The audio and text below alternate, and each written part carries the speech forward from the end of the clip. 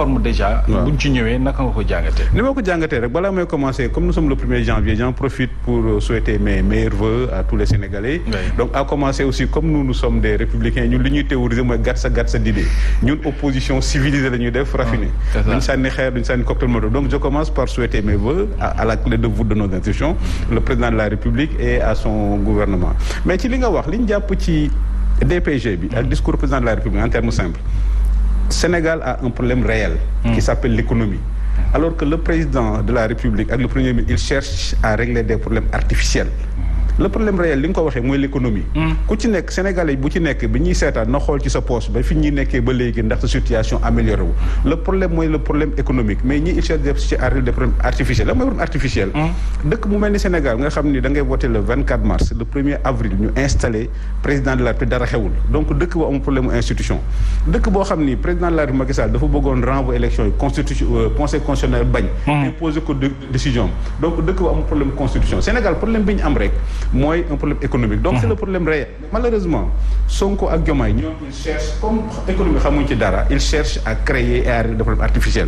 problème artificiel mooy par exemple li président wax démb oui la régulation des partis politiques il y a trop de partis politiques c'est du détail ça n'a aucune importance parti politique c'est une association privée compte tenu des enjeux mais c'est des enjeux mais c'est du détail même s'il y a 6000 partis politiques l'essentiel l'État prend les dispositions pour que bu élection amee mu fixer des critères pour que ñu remplir critères yi dem ci beneen fi waxoon personnel bi ñu fi waxoon li may wax Sonko ak Diomaye problème bi ñu am xamuñ ni le temps ne chôme pas ils ont raté les 100 premiers jours ils ont raté les 10 premiers mois beneen bi mooy xool fi li énergie bi ñu perte ak temps bi ñu perte ci affaire assise de la justice fu mujjee li wala fi di wax phrase daani xëddem il faut que ñoom ñu xam ni ñoom ñoo les autorités du Sénégal donc le seul problème que le pays a c'est un problème économique nous sommes une exception démocratique en Afrique nous savons comment élire un président nous savons comment le virer il y a tellement d'alternance il y a la liberté le seul problème que nous avons c'est un problème économique donc il faut que ñoom ñu concentrer wu sur le problème réel mais problème économique boobu doguma la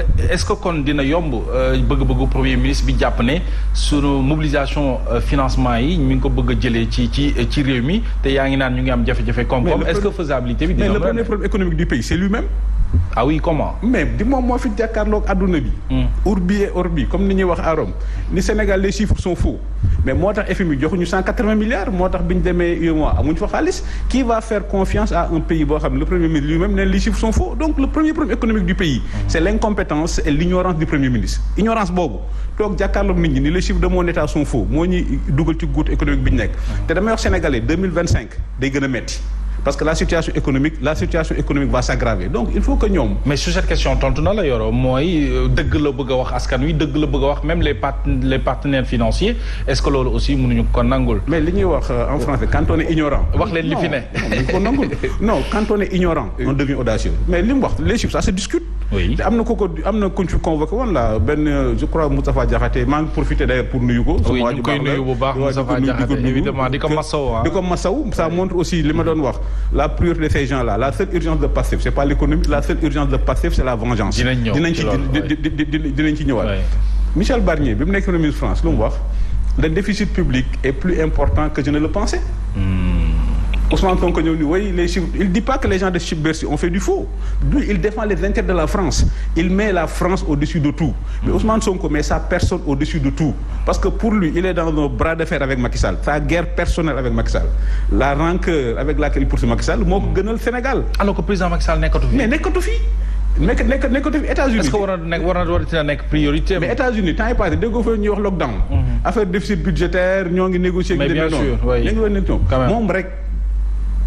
En termes de science politique c'est la première fois dans l'histoire de l'humanité ñu gis un premier ministre mu ni les chiffres de mon pays sont faux moo tax bi ñu demee FMI da leen wax mais yéen comment sur quelle base on va prêter de l'argent votre premier ministre lui-même a dit que vos chiffres sont faux donc attendez d'avoir les vrais chiffres et l'économie n'attend pas et c'est pourquoi damay wax la seule urgence du pays c'est l'économie il faut ñu bàyyi les problèmes artificiels le président de la République ak le premier ministre les problèmes artificiels yi ñu bëgg a créer xam nga temps passé nee na Sonko ak Diomaye c'est comme les Galeries Lafayette les Galeries Lafayette dafa nekk benn magasin bu mag en France chaque jour il y a un événement pour distraire les consommateurs Sonko ak Diomaye nag comme affaire économique xaruñuñ ci chaque jour ils veulent créer un événement benn par un de ces événements moo nekkoon l'histoire des 1000 milliards gis naa bi mu demee assemblée nationale Mbaye Dione maa ngi koy nuyu. laaj na ko ci 1000 milliards yi mais tontu wu ci.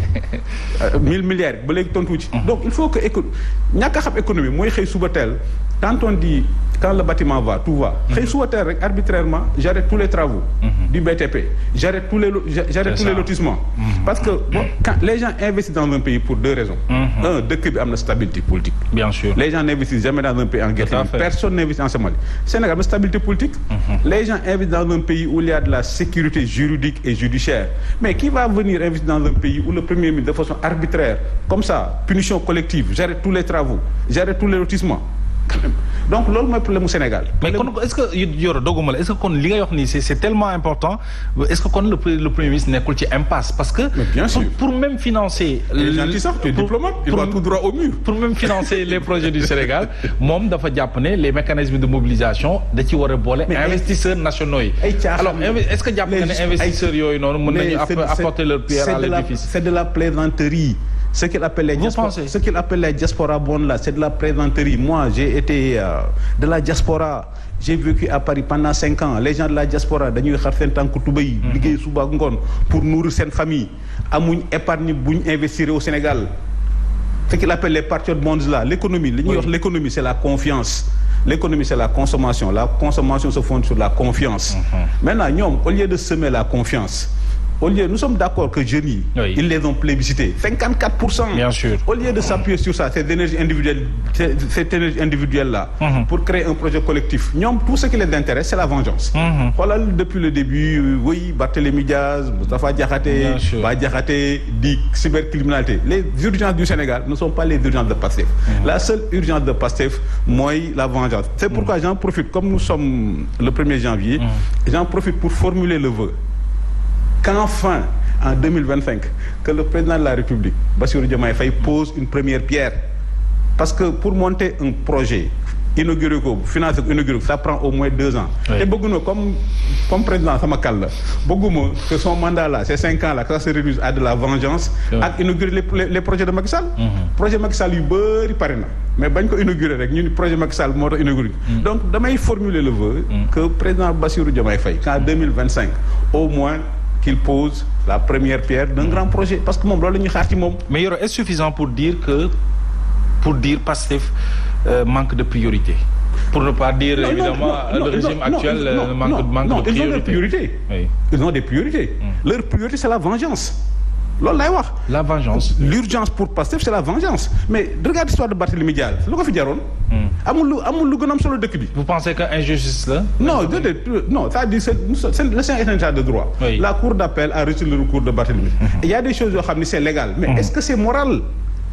Pourquoi ñoom immédiatement moom la ñuy wax la personnalisation des choses c'est ça la vengeance. Immédiatement après l'élection ñu dàq ko Assemblée nationale immédiatement après l'élection ñu dàq ko maire Dakar mais lan moo ko fi jar lan moo fi jaral parti boobu à part le sentiment le désir irrépressible de vengeance. Un agenda vengeur. mais gis nga 5 ans yi Pastef 5 ans yi à part vengeance ils ne feront rien. Mais quand tu veux te venger, par exemple, vengeance, les magistrats qui avaient eu à prendre des décisions contre Sonko exilés, la presse, on se venge de la presse. Quand même des médias, vous êtes des gens sérieux. Quand même. xëyu leen rek Bougane xëyul rek émetteur commencé diffuser. dem na demander autorisation de la com dem na ARTP dem na CNRA nga xëy bis ñu la tué dans l'illégalité. Ça veut dire que